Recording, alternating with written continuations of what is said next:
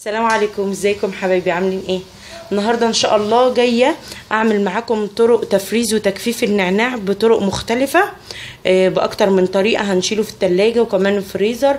هنشوف هنعمل ايه، طرق كتير، اكتر من طريقه يعني هتعجبكم قوي.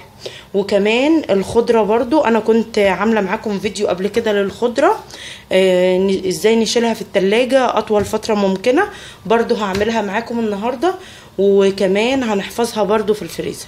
يلا نبدأ. طبعا انا جايبة كمية بتاعتي من النعناع. اول حاجة هنقي طبعا النعناعية اللي مش كويسة، يعني الصفرة او كده، وايه وهشيلها. وبيبقى فيه كمان خضرة كده مش حلوة في النعناع، برضو هنقيها واشيلها وارجع لكم. طبعا نقيت النعناع زي ما انتوا شايفين كده. الحاجة اللي مش حلوة فيه يعني طلعتها، بيبقى فيه خضرة كده وحاجات يعني بطلعها منه. وبمسك النعناع بتاعي علشان اجففه الاول، يعني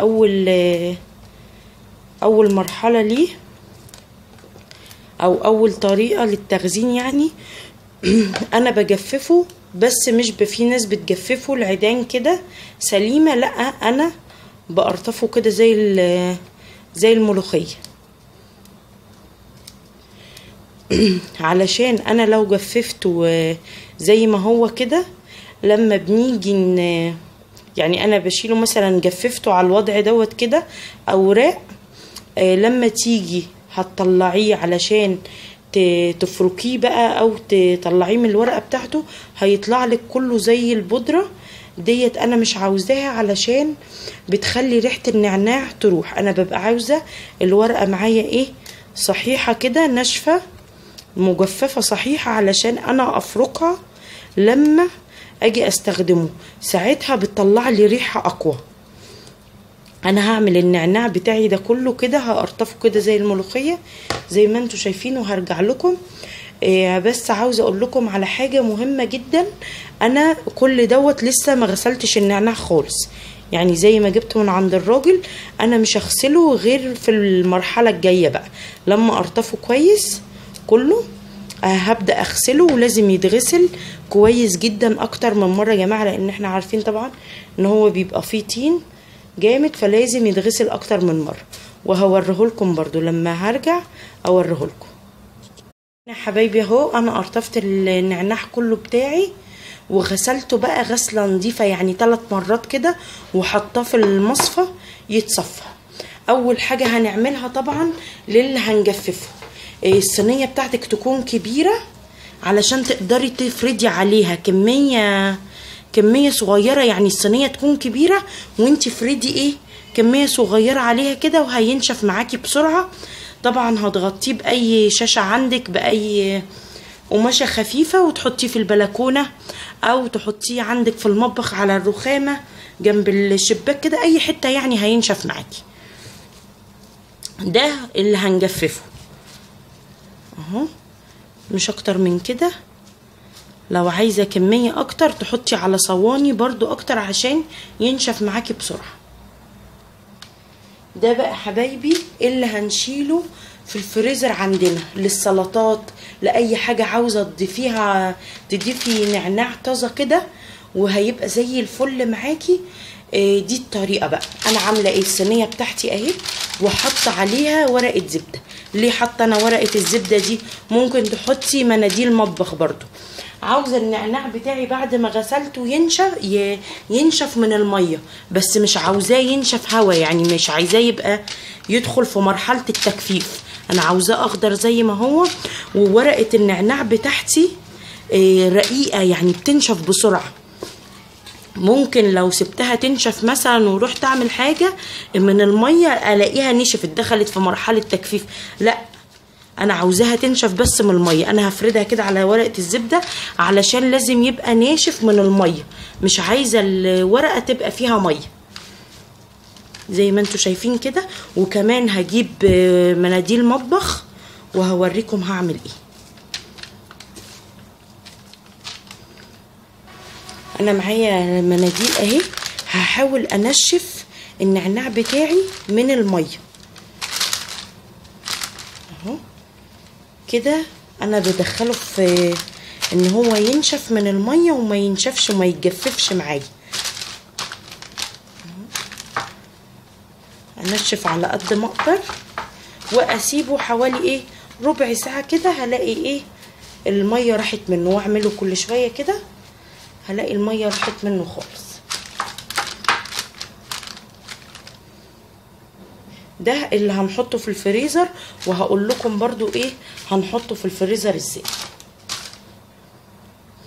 هنا بقى حبايبي الطريقه الثالثه ديت اللي هنحفظه في التلاجة. هتحفظيه في التلاجة من تحت قد ايه حوالي 25 يوم وممكن شهر.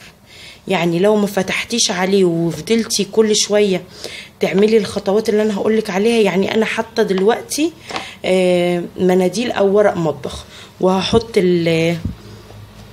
النعناع بتاعي كده اهو.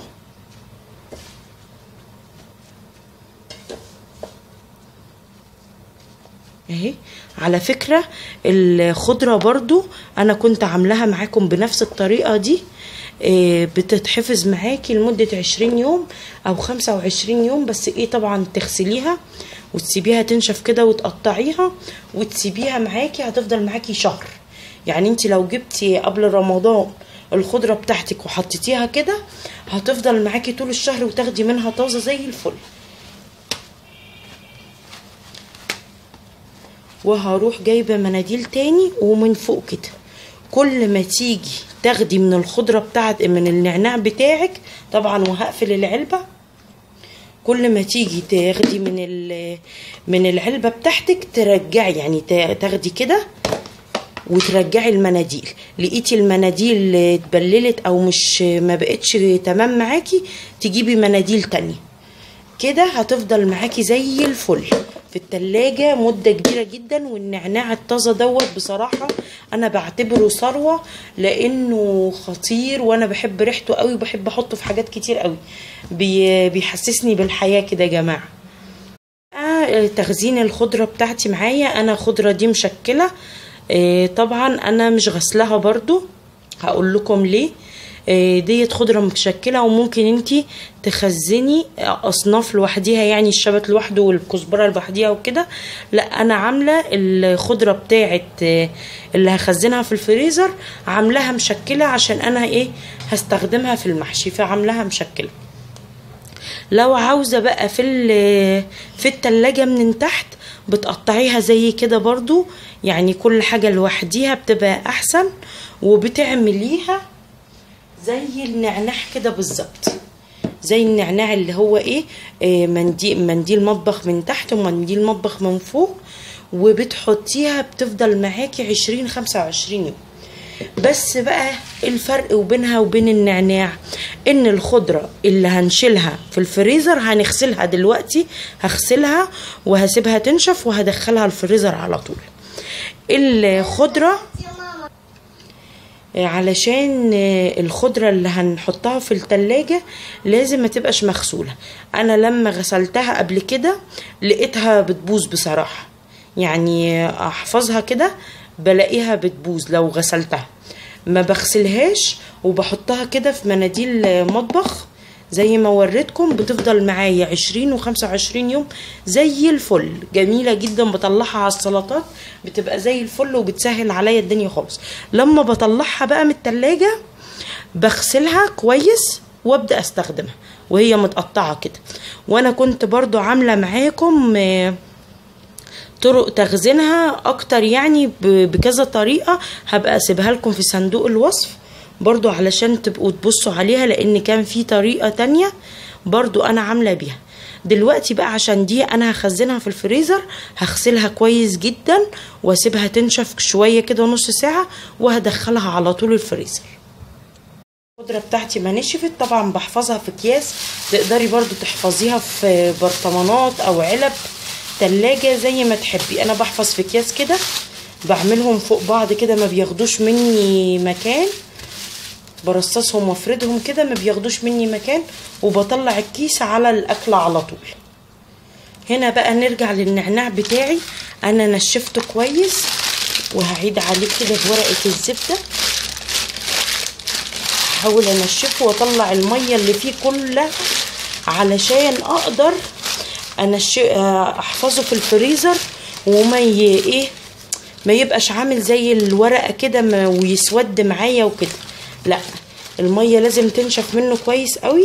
وبعد كده اجيب برطمان او علبه برضو تلاجة هينفع، واحطه كده اهو يا حبايبي كده في البرطمان، وادخله التلاجة على طول. وهنا حبايبي طبعا الحاجة اللي انا فرستها وجففتها معاكم ده النعناع. طبعا النهاردة عدى يومين من التصوير اللي انا وريته لكم. طبعا اهو ده اللي انا جففته معاكم.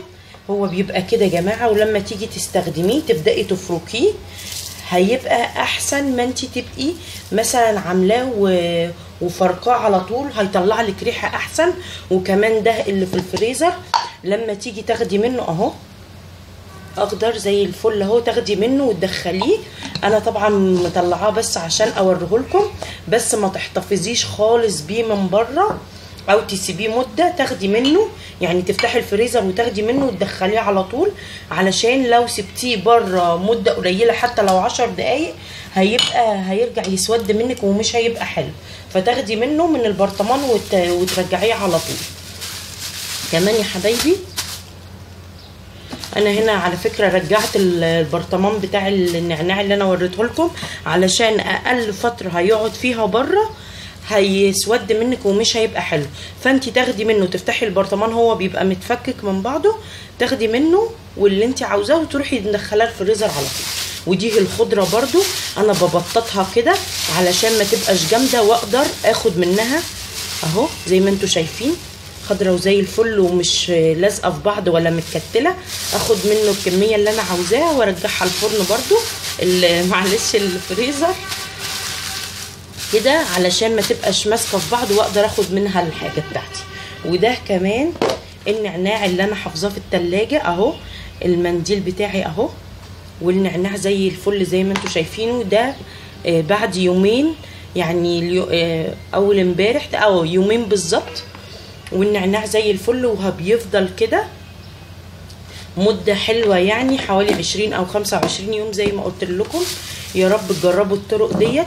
وكمان في طرق تانية لحفظ الخضره هسيبها لكم في صندوق الوصف. صندوق الوصف تحت الفيديو فيه سهم، وكمان هسيبها لكم في اول الكومنتات تحت اللينك بتاع الحفظ الخضره باشكال مختلفه برضو، هسيبه لكم تدوسوا عليها يدخلكم على الفيديو.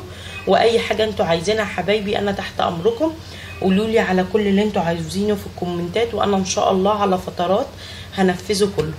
يا رب بقى يكون الفيديو عجبكم، وما تنسوش لايك حبايبي عشان الفيديو بس الناس تشوفوا اكبر عدد من المشاهده، وكمان لايك يعني للقناه واشتراك. والسلام عليكم ورحمه الله وبركاته.